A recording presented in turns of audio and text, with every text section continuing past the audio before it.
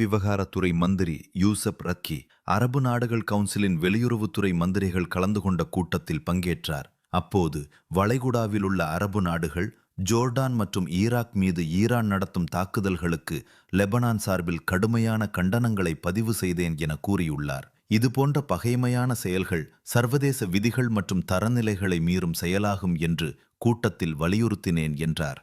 இதேபோன்று ஈரானை பாதுகாக்கும் வேலையில் ஈடுபட்டு லெபனானின் உச்சபட்ச நலன்களை புறக்கணிக்கும் வகையில் மீண்டும் ஹிஸ்புல்லா செயல்பட்டு கொண்டிருக்கிறது. போரில் எந்த பங்கும் இல்லாத லெபனானை போருக்குள் இழுக்கிறது. இது வருத்தத்திற்குரியது.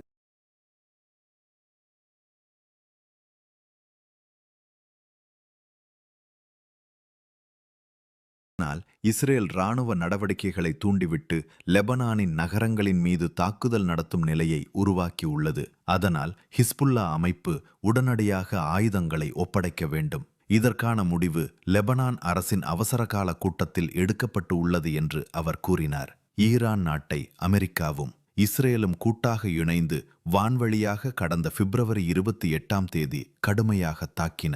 இதில் 1000க்கும் மேற்பட்டோர் பலியாகி உள்ளனர். ஈரானும் பதிலுக்கு இஸ்ரேலை தாக்கி வருகிறது. இந்த சூழலில் ஈரானுக்கு ஆதரவாக லெபனான் நாட்டில் உள்ள ஹிஸ்புல்லா அமைப்பும் இஸ்ரேலுக்கு பதிலடி கொடுத்து வருகிறது.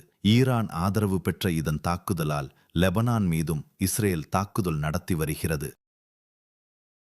லெபனான் சுகாதார அமைச்சகம் இன்று வெளியிட்ட செய்தியில் நாடு முழுவதும் பல்வேறு இடங்களை இலக்காக கொண்டு இஸ்ரேல் இன்று தாக்குதல் நடத்தியது.